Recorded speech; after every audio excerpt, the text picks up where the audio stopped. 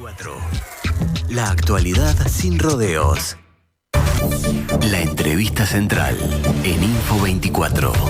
Otra mirada a la actualidad. Bueno, y en nuestra entrevista central ustedes podrán ver en cámara, yo lo voy a poner allí, frente a la cámara que tengo y tratando de ubicarlo de manera que se vea este libro, Palestina, papel y plomo, que estábamos conversando. Todavía no fue presentado, pero sí ya está en librería, y tenemos el gusto de estar esta mañana aquí en estudios con quienes han oficiado de compiladores de una serie de artículos, Alma Bolón y Daniel Gatti. Alma es profesora titular de literatura francesa y profesora agregada de lingüística aplicada de la UDELAR. También ejerció como docente en los profesorados de francés y de idioma español. Fue exiliada, refugiada en Francia, estudió en la Universidad de París III, en donde obtuvo la licenciatura, la maestría y el doctorado, integrante del Sistema Nacional de Investigadores de la ANI, que en estos momentos justamente ha sido motivo de controversias. Ha publicado asiduamente libros y artículos sobre su especialidad como militante política apartidaria. Publica también en la revista Extramuros y en el semanario Brecha. Y Daniel Gatti, periodista, licenciado en Historia por la Universidad de París 8, durante 8 años fue secretario de redacción del semanario Brecha, cuya redacción integra desde su regreso al país en 1992. Ha colaborado y colabora con diversas publicaciones tanto en nuestro país como fuera de fronteras. Integra la mesa de edición latinoamericana de la agencia Fran Press en Uruguay. Es autor de varios libros.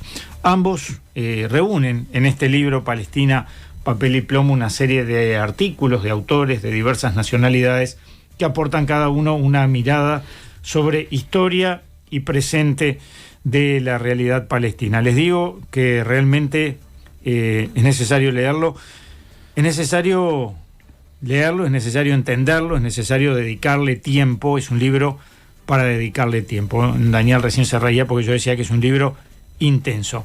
Alma, muy buenos días, gracias por acompañarnos. Daniel, muy buenos días, gracias por acompañarnos. Buen día, muchas gracias a ti por la invitación. Sí.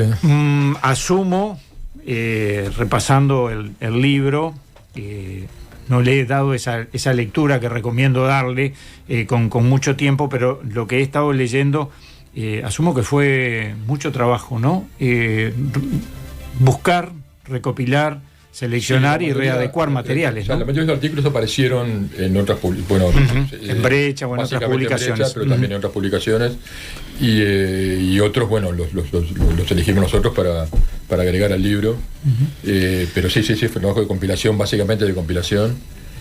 Lo que nos movió, creo, tanto a uno como a otros, eso no nos pusimos de acuerdo para decirlo, pero más o menos es porque, o sea, ninguno tiene un vínculo directo con Palestina. Claro. Lo que nos movió, y que creo que es justamente uno de los déficits que hay actualmente en la realidad latinoamericana y mundial en general, es la indignación. O sea, es llegar a un nivel de darse cuenta de lo que está pasando justamente bajo nuestros ojos, y que no hay una redacción acorde al momento y a la importancia del hecho histórico que estamos viviendo, ¿no? Esto ya es un genocidio reconocido, hecho y derecho, reconocido cada vez más por organismos internacionales, por Naciones Unidas mismas, que se están caminando hacia eso, y pese a eso no hay y no vemos, por ejemplo, sobre todo en Uruguay, incluso es muy evidente, no vemos una reacción acorde a lo que decía antes. Y los movió también, bueno, a buscar tratar de no solamente transmitir esa indignación ante la situación, sino también buscar ir un poco más allá y entender el proceso.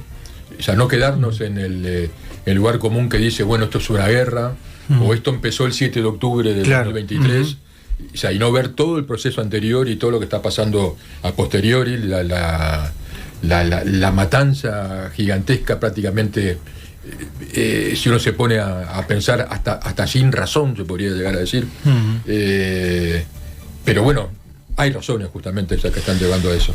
Claro, yo creo que ese proceso ya se marca desde la portada, ¿no? Donde se muestra algo muy gráfico, que es el mapa de Palestina, cómo ha ido cambiando y cómo se ha ido reduciendo el territorio, cómo se ha ido disgregando, atomizando, y además, hoy conversábamos con Martina, no solo eso, sino que además quienes allí todavía viven en condiciones que realmente son, en algunos casos, increíbles, sí, de cómo se puede subsistir así, ¿no? Sí, sí.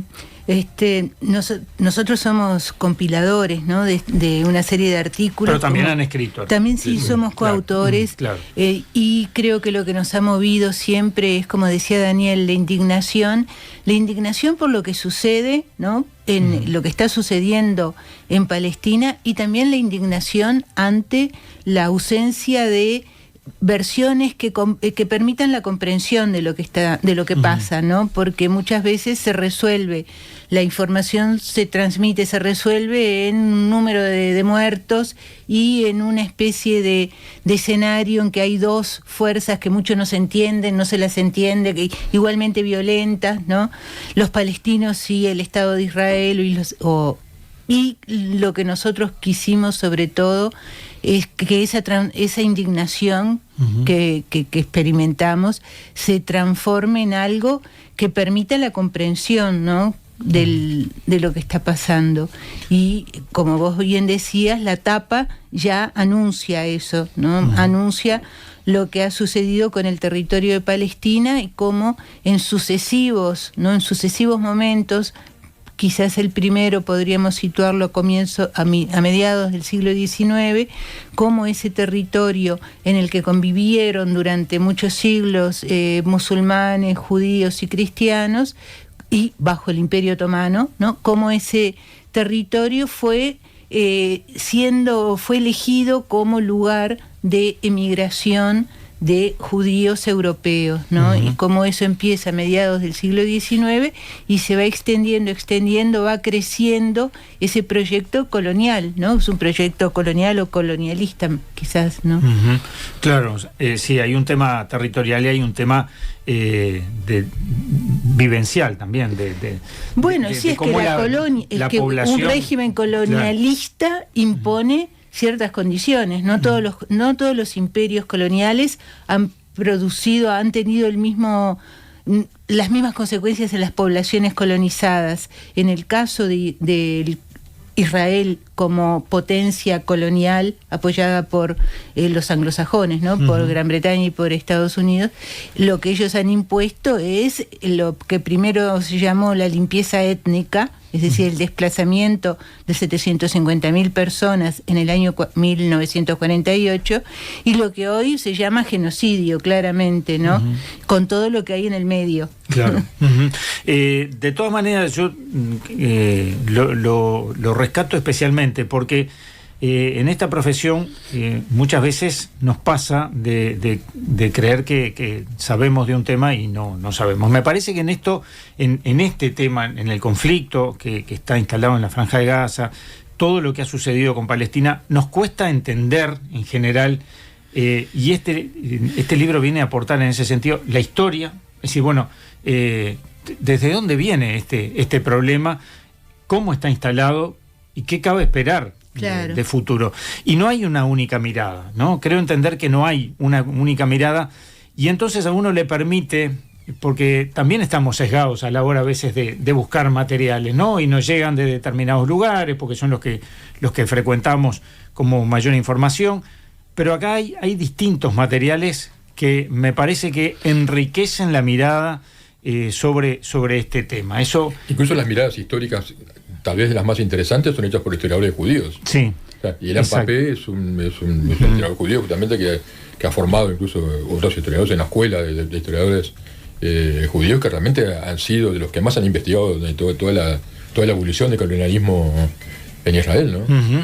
Y los que más incluso te digo más, en las investigaciones periodísticas sobre lo que está sucediendo ahora en Palestina. Por eso es absurdo cuando ves que una de las acusaciones a quienes denuncian los crímenes de Israel es que son antisemitas. Es un absurdo que cae por su propio peso. O sea, incluso cuando uno ve los medios que han trabajado, porque bueno, están al lado, y que más han investigado lo que está pasando en Palestina, son medios israelíes.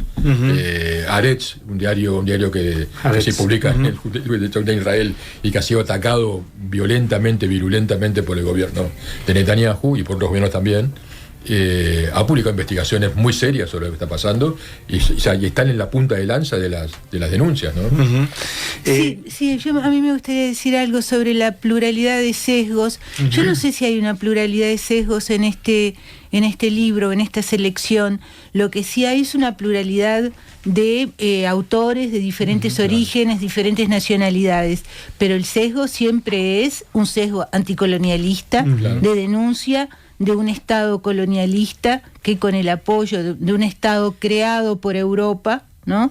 Creación de los europeos que deciden resolver para lo que se planteaba como problema y que quizás no era tal, deciden llevar adelante un proyecto colonialista que tiene como base el racismo y el supremacismo de una raza, de lo que ellos consideran que es una raza sobre otra, y que tiene como incluye también el apartheid, ¿no?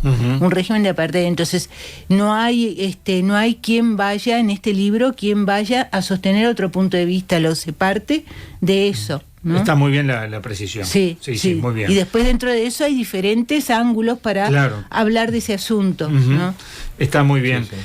Acá, por ejemplo, uno de los artículos de María Landi, que hemos recorrido en más de una ocasión, hay un capítulo que me parece que también es fundamental para tratar de entender esto, qué es y qué no es jamás. Claro, ¿no? Exactamente. Incluso recordando que es un acrónimo, ¿no? Claro. Pero sí, viste que incluso cuando uno menciona más, la muletilla es la organización terrorista más. O sea, no se puede mencionar que no sea de esa manera, cuando en realidad hay que ir un poquito más al origen y ver exactamente cómo surge Hamas. Bueno, acá se lo presenta, en uno de los artículos como una organización militante palestina. Claro. Hay una diferenciación allí a la hora de presentarlo. Claro, porque eso que Daniel llama la muletilla, ¿no? Esa especie de adjetivo que tiene que ir jamás, organización terrorista, eso surge en una caracterización que hace Estados Unidos y que hace la OTAN, que hace Gran Bretaña, pero que no tiene ningún tipo de carácter universal, y es decir, es Estados Unidos que se pasa haciendo listas de organizaciones terroristas y que después eso prende o no prende en los medios de comunicación. Entonces hay medios de comunicación, por ejemplo franceses, que nunca han usado la expresión organización terrorista. Los españoles tampoco, no usan organización terrorista para hablar de Hamas, pero otros medios de comunicación con muchísimo poder siguen lo que es una decisión del Estado, de los estados anglosajones, ¿no? Que le dieron esa caracterización. Y lo que hace María Landi es justamente mostrar que se trata de una organización política anticolonialista que tiene como propósito resistir, enfrentar el dominio colonial, y que eso es un derecho reconocido en todo tipo por la ONU, porque es el derecho a la resistencia a un Estado colonial, ¿no? También se habla aquí, creo que también es algo que trae un relato que trae María, con respecto a qué pasa en Uruguay con eso, ¿no? El sistema político, no solo los medios de comunicación, sino el sistema político, cómo se expresa o no se expresa con respecto a... se expresa, ¿no? Sí.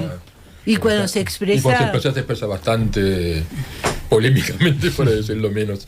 Sí, claro. Sí. Lo que vemos... bueno, la actitud del gobierno uruguayo con respecto a la ANI, cuando entra en las consideraciones de por qué mantiene el proyecto aprobado bajo el gobierno anterior, y el canciller Lubetkin dice en un momento que hay que separar el tema militar del tema tema universitario. O sea, como si fueran cosas diferentes en Israel, que están prácticamente todas las universidades imbricadas en el trabajo para el ejército, para la fuerza de ocupación. Y además está abundantemente demostrado con datos. O sea, de cómo incluso en la universidad donde estaría radicada la agencia de la ANI. Vamos a arrimar un poquito más el... Perdón. Es una de las universidades que más se está colaborando con el ejército. Claro. Uno no puede separar la innovación científica de la cooperación directa, ¿no? Sí, eso es un tema que me llamó la atención porque es bastante enfático, ¿no? El tema con respecto a lo que pasa dentro de nuestro país.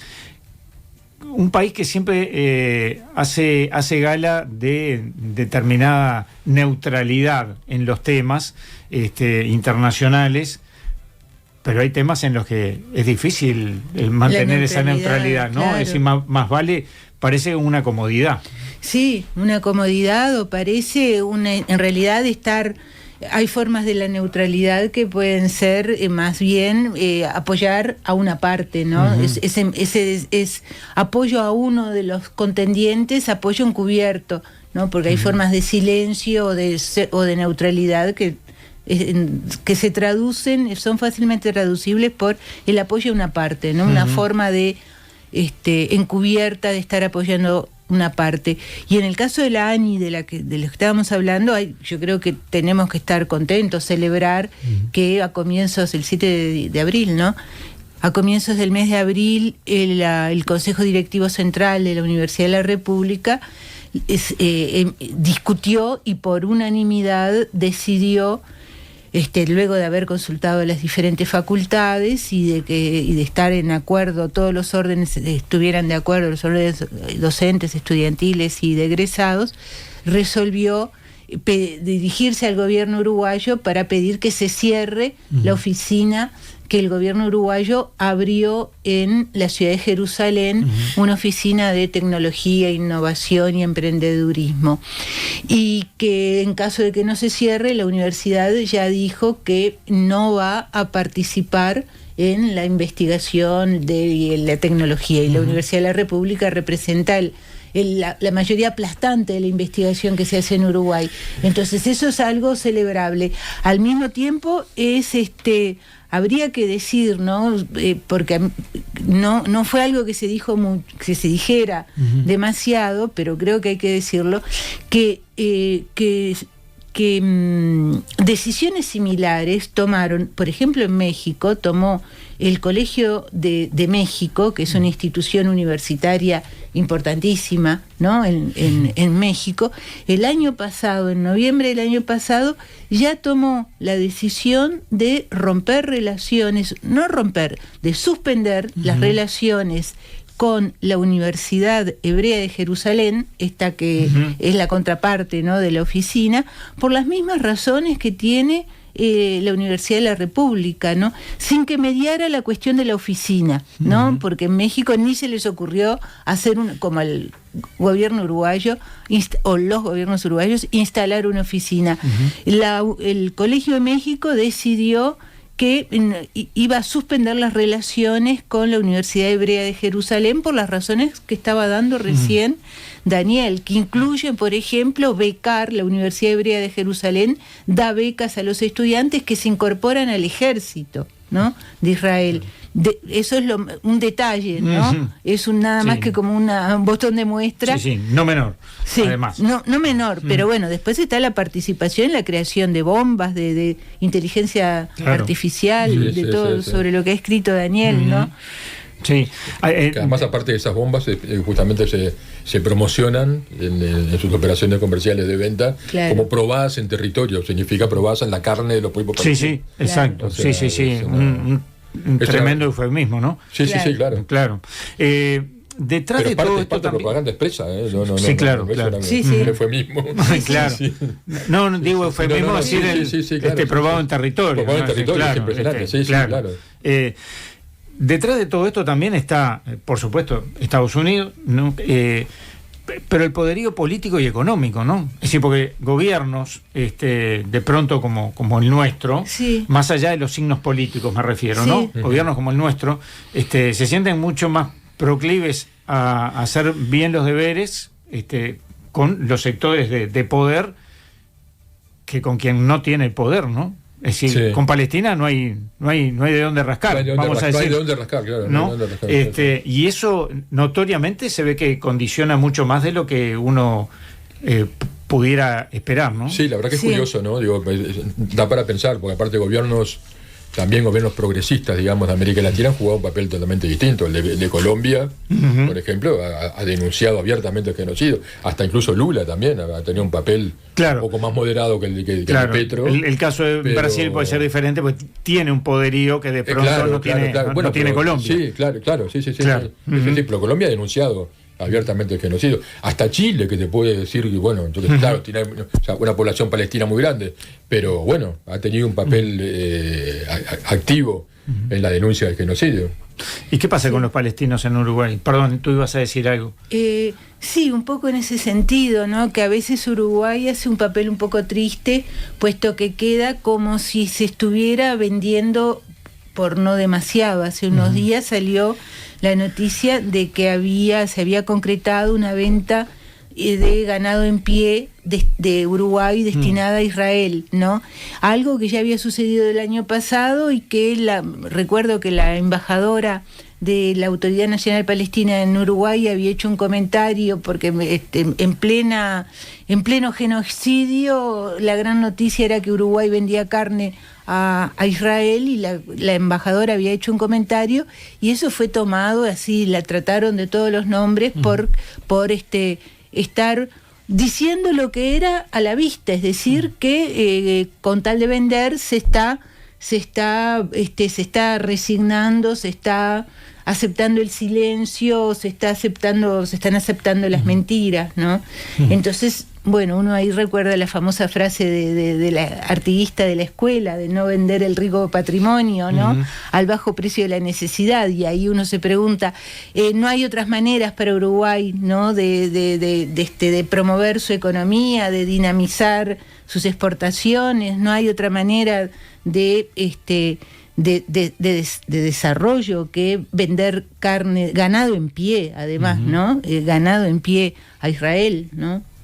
Sí, a veces creo que también nos pasa por estas latitudes, o concretamente en Uruguay, que estos conflictos los vemos lejos. Claro. Y como que en ningún momento podría pasarnos a nosotros. Claro. Esperemos que no se haga, ¿verdad? Aquello de que cuando vinieron por nosotros ya era tarde, Claro, ¿no? ¿no? Sí. Claro. Sí, Yo les quiero agradecer realmente no solo el que hayan venido, que siempre es muy rico poder conversar aquí en estudios, sino el elaborar este trabajo que, insisto, hay que leerlo y releerlo y repasarlo, incluso para tener en cuenta precisiones como las que tú hacías, ¿no? Es decir, bueno, sí hay diferentes posturas, pero todas en un mismo, Sí. en un mismo sentido. Claro. Es importante ¿no? remarcarlo, ¿no? Sí, Porque claro. hay realmente una postura, o sea, ¿no? Ujú, claro, sí.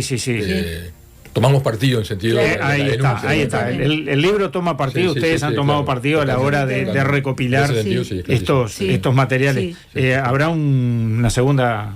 Bueno, eso porque material va a seguir habiendo. material va a seguir ¿no? habiendo, sí, lamentablemente. sí, lamentablemente. Claro. Lamentablemente, porque eso es una cosa que también quería comentar. Bueno, me quedaron un montón de cosas, pero el tiempo se nos va volando. ¿Cuál es el futuro que se puede avisorar? Te pregunto. Quilosano, sí, la verdad, sinceramente, como están las cosas ahora, o sea, ninguno bueno en todo caso. En las perspectivas, bueno, o sea, si uno ve, ahora puede pasar un delirio, pero en definitiva los planes de Trump para Palestina, de convertirla en una especie de Riviera de Costa Azul. de Costa Azul Claro. en Medio Oriente, parece delirante, pero es efectivamente el plan que tienen, ¿no? Sí, porque hay intereses económicos hacia muy ahí, fuertes, claro. además, ahí, ¿no? Hacia ahí van, y aparte el gobierno israelí dijo que estaba totalmente dispuesto a seguirlo, ellos con tal de eliminar a la población palestina de Gaza y convertirla en un territorio históricamente anexado. Sí, lo que pasa es que también nos olvidamos de los Irán, los Irak, ¿no? Es decir, sí, claro. ¿no? Claro. Procesos que también ellos también juegan. Claro. Sí, claro. Y también de los palestinos, porque hace más de 100 años que ese es el proyecto de vaciar Palestina de los palestinos, de los habitantes, para construir un Estado europeo, entre comillas, occidental, democrático. Y hasta ahora no lo han logrado, ¿no? Entonces, a mí, yo tiendo a pensar, o a sumarme más bien, no sé si es pensar lo que plantea Ilan Pappé, ¿no? Es uno de los autores al que se refería recién Daniel, ¿no? Historiador israelí, exiliado en Inglaterra porque ha sido echado de la universidad israelí.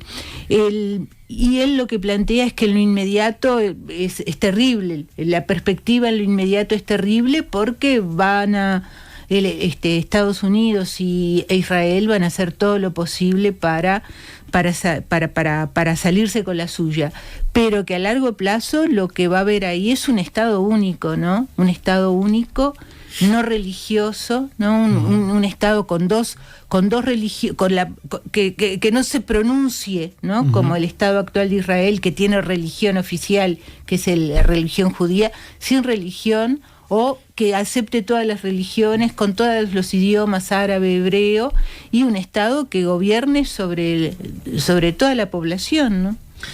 Se me fue el tiempo. Bueno. Muchísimo. Nos repasamos. Bueno, pero es un tema mío. En medio minuto, ¿qué papel juega la ONU en todo esto? Bueno, bastante omisa, como pasa es a menudo con la ONU, salvo que hay organismos de Naciones Unidas que de todas maneras están haciendo su trabajo, ¿no? O sea, si uno ve el trabajo de los relatores internacionales de la ONU, o sea, los relatores especiales de la ONU en diferentes dominios, prácticamente es unánime la denuncia del genocidio. Que de ahí surja algo en cuanto a soluciones, evidentemente, aparentemente el juego de poderes pasa por otro lado, no por Naciones Unidas. Sí. Pero por lo menos en la labor de denuncia han hecho un trabajo muy importante, y también incluso en el trabajo directo con los palestinos en Gaza, que han sido atacados ferozmente. O sea, cuando uno ve la cantidad de víctimas de funcionarios de Naciones Unidas, de la agencia que trabaja con refugiados de Palestina, es enorme, son cientos de muertos, y aparte la han atacado directamente. Se quieren expulsarla, Israel quiere expulsarla del territorio porque la considera aliada del terrorismo. O sea, en ese sentido juega un papel importante e interesante. De ahí a proyectar una solución, claro, sí. Aparentemente es otra historia. No estaría. Alma Bolón, Daniel Gatti, muchas gracias por haber venido, por esta publicación, y la recomendamos especialmente. Nos vamos antes que nos lleven en andas, y buen fin de semana para todas y para todos.